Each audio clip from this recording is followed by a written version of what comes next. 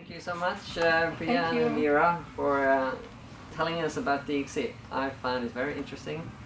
And yeah, it has been great working with you on Open Rescue. Now this, I want to talk about the disruptions you do, because that's something that we don't have very much in Sweden. We have done it a few times in the south of Sweden, just I think 3 or 4 times, as far as I know. So disruption, yeah, maybe you can just say what it is, so it's clear.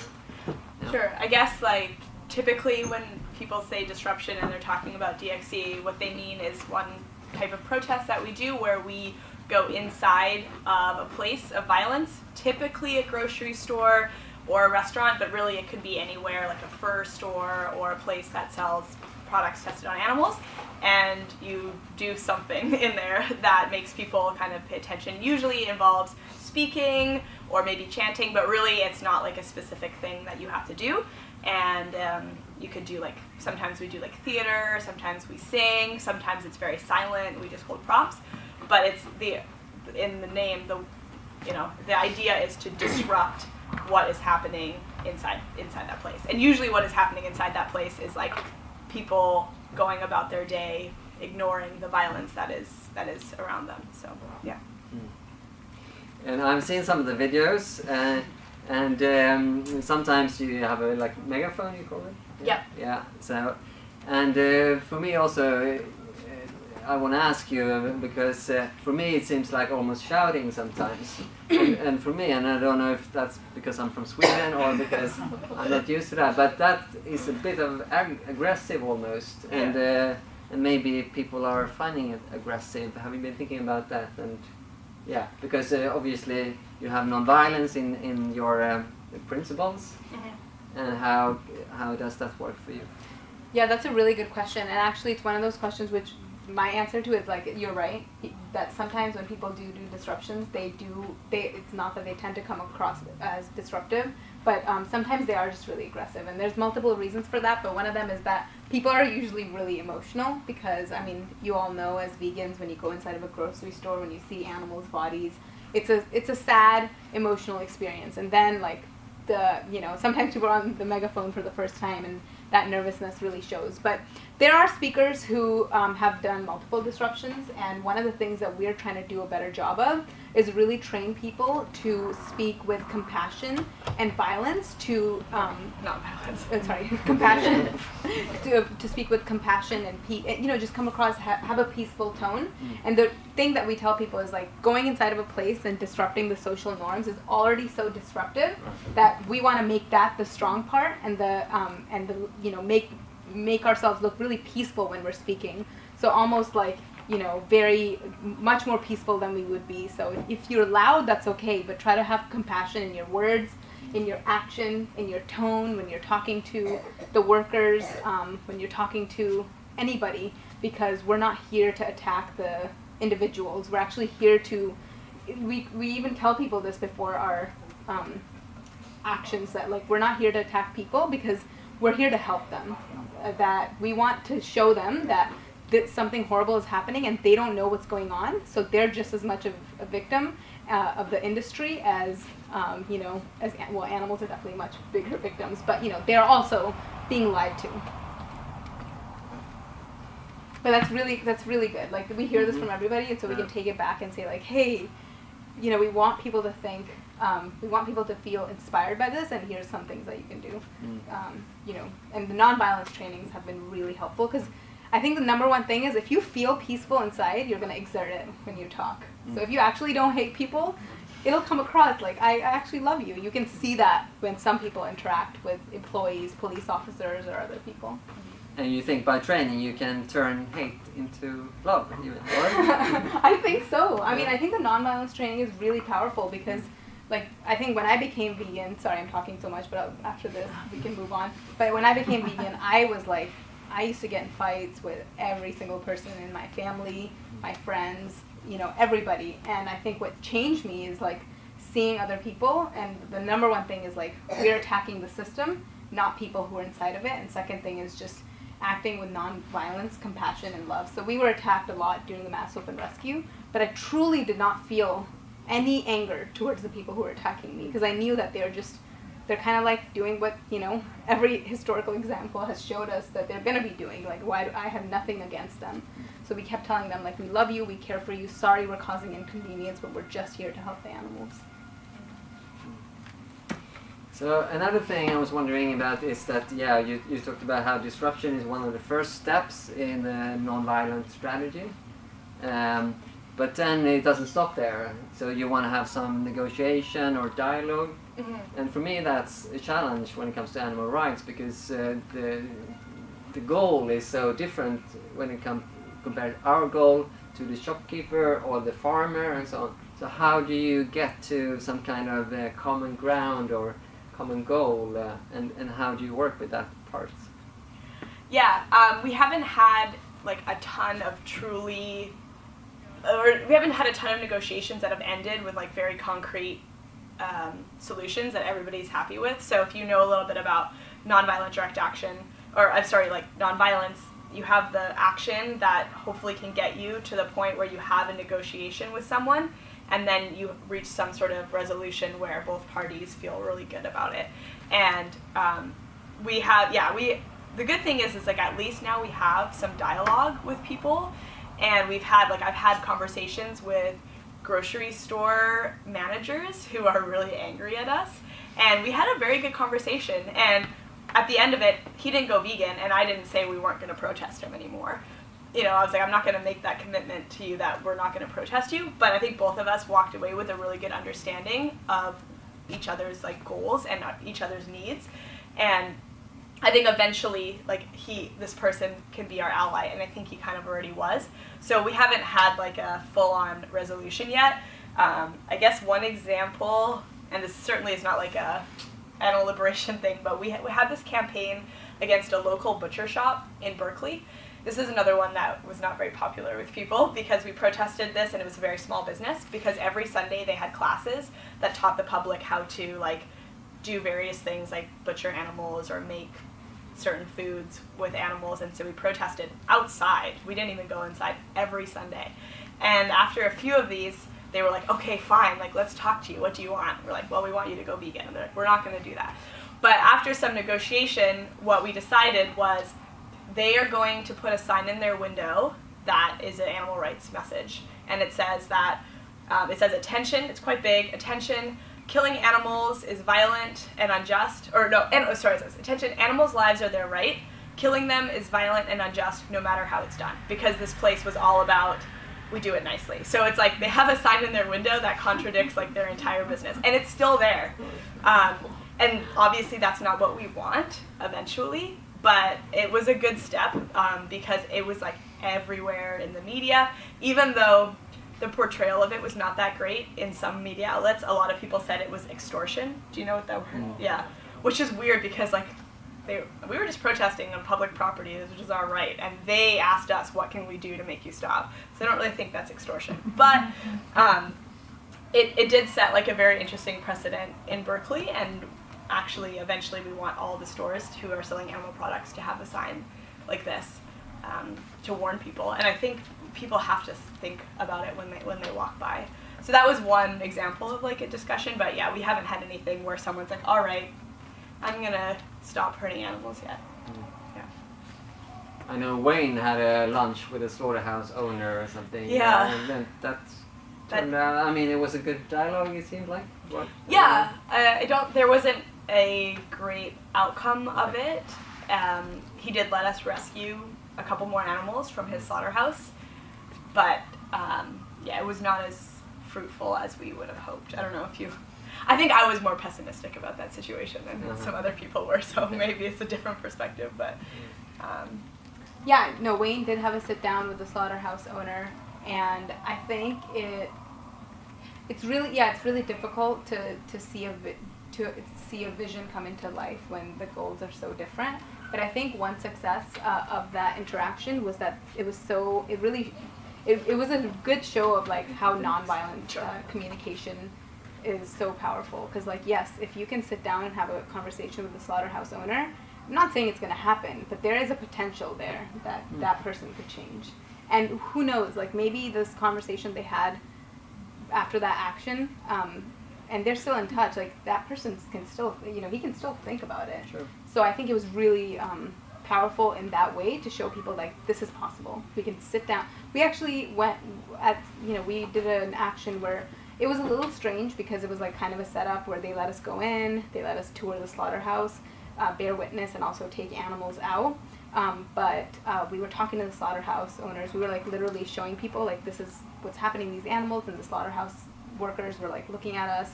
And I think it was like a really strange way of existing, like slaughterhouse workers, activists, and then they were definitely listening to us. So I think it definitely gave me the idea that this is possible in the future. I guess one thing I'll add too is it just really makes you realize that this fight is not about individuals really, like it's the whole system needs to change, because every time like you hear this guy and he's like, I don't know, I was an immigrant from Yemen and my first job was at a slaughterhouse, I had no options and that's how I ended up here, and you're kind of like, I can understand that perspective, like, and he's actually a really nice guy, and you ask him like, do you love animals? He's like, I love animals. And you're like, you literally own a chain of slaughterhouses. Like, what? And he's not very poor anymore because he owns them. But it just like goes to show that everyone is so wrapped up in it that we just got to change the whole thing, because it goes so much more beyond like the manager of the grocery store or the guy who runs the slaughterhouse. But what I was going to ask you, Martin, is that so we have a lot of charges in DXC, but actually nobody has ever really spent more than one night in prison yet. But you have, from DXC, no one has. And I wonder, were activists, like when you were sentenced, did you think activists were more empowered by it, or were they scared? And how did that kind of change the animal rights scene? Yeah, we have been quite a few that has gone to prison. I mean, I was the only one. I have been the only one so far with Tomma burar. There has been informer animal rights groups similar to us that have spent time in prison.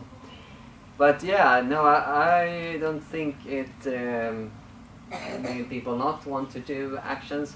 I mean, it's so different. So that's also a question I want to ask you, because the prison system is different. It's very mild, as I explained a little bit after. I mean, you don't suffer very much. You get your own room and you get vegan food, and you get relative freedom of walking outside every day. It still cuts you off from the world. So I mean, in that sense, you will miss your family and friends and so on. Of course, you will be cut off from the activist world quite severely and so on.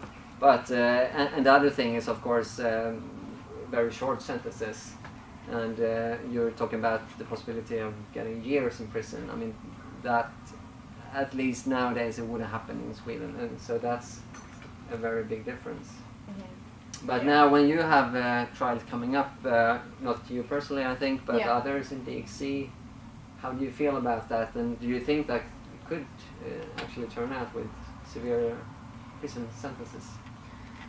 I think that someone, especially Wayne, is probably going to serve at least 1 or 2 years in prison. Mm-hmm. And I know this because I was so nervous about it when I first heard about it that I was just trying to negotiate and justify things with myself, and I was like, what can I live with? Mm-hmm. And I was like, 2 years. So, and then I also asked Wayne, I was like, what do you think is the worst case scenario? And he said 2 years, but probably not. And we don't know, because this is such a different scenario. It's never happened before. I mean, people have gone to jail or to prison for doing open rescue in the United States, but it hasn't been more than for a month. Mm-hmm.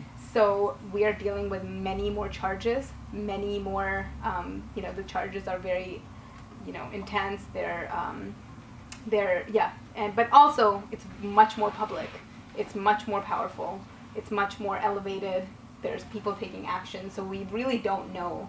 But I think it would be kind of naive to say that no one's going to go to prison. I think Wayne is definitely going to serve some prison time as a result of some of these. And especially because he has no plans of stopping. Mm. So, they're kind of probably just waiting for that. You're not only are you a criminal, but you keep on going and doing these things, according to their perspective. And how will it affect DXC if he and maybe others put in prison? Almira will become lead organizer. All right. She's excited. No, I'm not excited. Yeah. Yeah, so there are people in DXC who like don't participate in the direct stuff that is highest risk. Like obviously people do face some potential because they can argue that you are like associated with the organization, and one of the charges that is being given to the 5 activists who rescued the piglets is like a RICO case. If you've ever watched like The Sopranos or like the Mafia, that's what they charge the mob with, which is like basically saying that you're a corrupt organization. And it's the same, I don't know if you know the group in Austria, which is where we were before, like VGT, this is a similar charge that they had. And so that can implicate more people, but generally speaking, like there are a few people who don't directly do this stuff. Like, so one of them is me. I'm not a US citizen, so I don't want to get arrested because they'll deport me. So that means that I mostly do jail support, and I'm probably going to be the one who tries to take over when other people are in prison, which is stressful, but it is good that you know that like not everything's going to fall apart. And the point is like, we just, if this happens or when it happens, we just really want it to be like a big spectacle in the media and not have it be something that nobody knows about. So about a year ago or 2 years ago, if you know the SAVE movement, now it's a much less serious charge, but Anita Kreintz, who's the founder of the SAVE movement, where they go and do vigils, she was arrested for giving water to a pig. And that trial could have gone away like really easily. I think she could have just chosen to maybe pay a fine, or like it could have been swept under the rug, but instead it blew up and everybody was talking about this. The trial was very public, especially in Canada where I'm from. Like this was in the mainstream media, people knew this, and that really caused the SAVE movement to gain a lot of popularity. And that is like what we want to do with these trials, but obviously the charges are a lot more serious, so it would be a lot more devastating for an organization to have someone go to prison for 50 years than it would for a month. Right now, there's the potential for over 60 years in prison for at least 5 people, which is like, I think very unlikely, but the fact that it's possible is quite scary. Yeah. So, Martin, when one of the questions we had for you is like, again, no one's served prison for open rescue yet, and I think sometimes people have told us like, wow, like you guys look so relaxed given that there's so many charges and prison sentences. And I guess the question we have is there any advice that you would give us, looking back, like, oh, I really wish I knew this, or I really wish I did this differently, anything that we, that other activists, not even just us, that you would give advice on based on your experiences?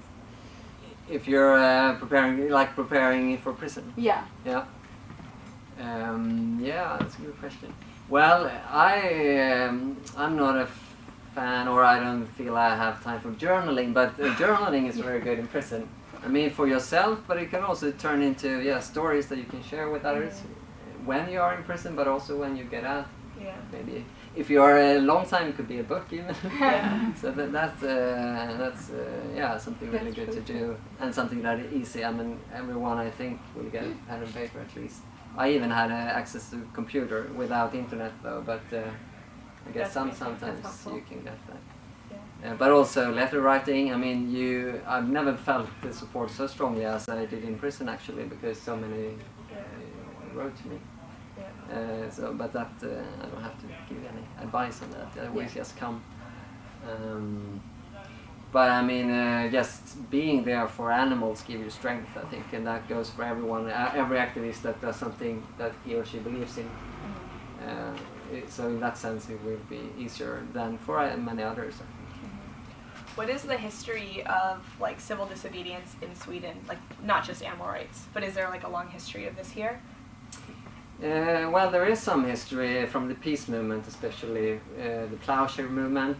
So when people go into weapons factories or military and destroy weapons, so we have had people doing that. Swedes doing it in England, but also in Sweden. Yeah. How does the public tend to react to like breaking the law in Sweden? I hear you guys don't like to rock the boat too much, is what people have told us. I think in main society, most people would say that it's wrong, that we should be able to be active in other ways, also because we are a democracy, etc. There are so many other ways, but at the same time, I think you get quite a lot of support. But of course, those are the ones that lean more towards you in values. can we use? I would like to say Yeah. well, my view of Swedes, in my opinion, we're not really afraid of getting fines or jail or something like that, but we are afraid it will affect the school or our future works and everything like that. I think that is the most problem because workplaces, they are really strict that you should not have done any crime at all, otherwise you will get any work. I think that is one big barrier for Swedes. Yeah, I mean, all three of us are full-time activists, so like, we can't get fired for doing activism. It is a little bit different in the United States. Generally speaking, employers are concerned about crimes of like violence and deception. So, for example, like, if you're like hacking or like doing, stealing money or something like that, they probably don't want to hire you. So a charge like theft or burglary, that might actually make them a little scared, and that's what some of the charges are, because they're like, you're stealing. You're like, no, we're taking animals. But some of the other things like trespass or disturbing the peace, like that would be more traditionally associated with a protest, especially in the parts of California where we live. Like, I think a lot of people have those charges, so maybe it doesn't matter as much. But we have a few activists who had to write, what did Cassie, like one of our activists, when she got arrested, she disrupted the football game at her school and ran onto the field of the football game, and so then after she had to write a letter about like why she did it. She didn't have to say sorry, but she had to write something. So, it wasn't like she got kicked out of the school or something. So, but we have had one activist kind of get fired, but it was mostly also because he's a teacher, and he went to school, and then he was like, I got arrested, and like, here's the video, and it was telling his students, and then they were like, you need to not come back for a while, and then he was like, I'm leaving. So it wasn't like completely being fired for activism, but it did not help his job. But generally, otherwise, people have been okay. Even people who have had jobs and have been, taking time off to go to court and things like that. So. Well, one person asked me one time why I was in the register of the police, and then I said I stole some turkeys, and he was like, you said what? Yeah, I stole some turkeys, and then I could tell him the story, and he was like, cool. Yeah. So it wouldn't have stopped me from getting that job, but yeah. I had one question about the animal rights movement as a whole. I know in the US, like in Sweden, we have everything from big mainstream organizations to more radical progressive as DXC. So do you have communication, do you have cooperation, is there criticism of your methods from other animal rights activists and so on? Yeah, you want to tell us? Sure.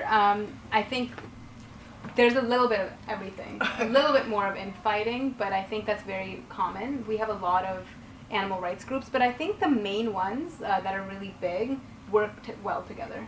But I think there's a lot of other groups that don't like our tactics, or don't think that the way we're doing direct action is not what they consider direct action, or they have other differences, which I think most differences can be worked out if you have like a bigger vision of unity, but I think that's what the animal rights movement is lacking, especially in the United States, because those little things, like tactical differences, can totally be worked out, but I think when you have like major values differences, it's really hard to work that out. But I think when we've had, I think it's really naive to think like you're not going to have issues when you work with any groups, and we've had it with whether it's a small issue or a big one, like we've had it with most groups we work with, but we've worked it out because everyone is willing to listen, accommodate, do whatever they can to compromise. Yeah, I think when DXC first started, we were a little bit more aggressive in that way, especially like in terms of saying like people who work on battery cage bans, like this is terrible, and I think more reform work. Yeah, and I think, we never were like really mean about it, but I think we were more vocal about it, and then I think we realized that like that might not be the most strategic thing, and instead it doesn't mean that we work with all the groups all the time, but we can find times to work with groups if it's our goals align, and then the times when we don't, we kind of just like stay in our lane a little bit and try not to like attack each other, which I think has definitely gotten better. Yeah. But there's a lot, especially with social media, there's a lot of fighting between activists, as I'm sure literally exists everywhere in the world. Everyone's like, oh, there's so much fighting here. I'm like, no. Everywhere there is fighting. So, yeah, it happens. We have a few minutes more. Any more thoughts, questions you want to ask? Yeah, okay. How do you recruit activists, or how do you get people to get involved? Yeah, we have an outreach team that goes and does like physical outreach, and so it's interesting because we do outreach like most other groups, but instead of doing outreach about veganism, we try to get people to become activists. So we'll go and we'll even like actually like specifically have a sign that says like vegan, like come talk to us, and you know, because we want people who already care about animals, or so some stuff that happens in person, and then a lot of it is online. When we have like a video, we ask people to sign up to our mailing list, and then we you know, email them, like they can choose like what city they live in, so then everyone who chooses like San Francisco, we email them. And then also we're very lucky that we have a community center. It's not as nice as this complex, it's like this room only, but we can host a lot of events there that bring in people who are maybe not yet confident in doing activism, like a movie or vegan potluck or something like that, and then expose them to like activists, and we try to pair them up and give them support from someone who has been doing activism for longer. But if we had like the solution to that, like that'd be done. Like our main goal is mobilization. If you know, we want to hit 3.5% of the population of Berkeley, but it's probably one of the areas that we struggle the most in. I think the biggest advice that we can give based on our successes, which again, like it is a big struggle, so is just try, if you have a chance to talk to people one-on-one, that is the most powerful thing in getting them involved, because people join movements not solely based on their passion for the cause, but a lot of people join the movement based on a social circle or bigger purpose, and I think the way you can do that is by like one-on-one conversations that really makes people feel like, wow, yes, I feel very motivated and inspired to do this. Yeah, and I had a revelation, which is like not that, and like I was like, wow, I should really frame things like this. But I think sometimes I was like, oh, you know, it's really important, you should be an activist, like it's really hard and it's going to take a lot of your time, but this is the right thing to do. Instead, like framing it as like, this is like an incredible opportunity to do something amazing. Like my life has completely changed since I've become an activist. I live in a different country. I don't have the same job I did. Like everything in my life is different, and it's amazing. And I feel like I have a very purposeful life. And I think a lot of people are looking for that. And if you frame activism as an opportunity, which it is, like this is a chance to do something amazing with your life. And sure, it's going to be hard, but like we know like the best people. We just traveled Europe and stayed with activists in like 7 different countries that are doing amazing work. Like this is awesome. And like I think people are like, okay, I want to do that, as opposed to presenting it as like an important obligation and burden. It's like, it sucks, but you got to do it. Like that's not inspiring, even though I think it's true. Like it is an obligation. Like presenting it as an opportunity really works. And I don't think it's that radical, but all of a sudden I was like, wow, I should really talk to people like that. And I think that has really helped a lot. So. And just a comment on that. I think it depends on what kind of activism it is, because like when it's about animals, it's like we humans for their rights. Mm-hmm. But when it's about humans, I think that can actually be a bit different, because I don't think everybody sees it as a privilege to be activist, if you know what I mean. Like something, it's like for many people it's like a must. Yes. So, yeah. Just as a comment. Yeah, for sure. Like we're not the ones who are facing the oppression ourselves. Yeah, exactly. So people can choose to be, you know, an activist or not, and it doesn't affect them for animals. Yeah. Okay.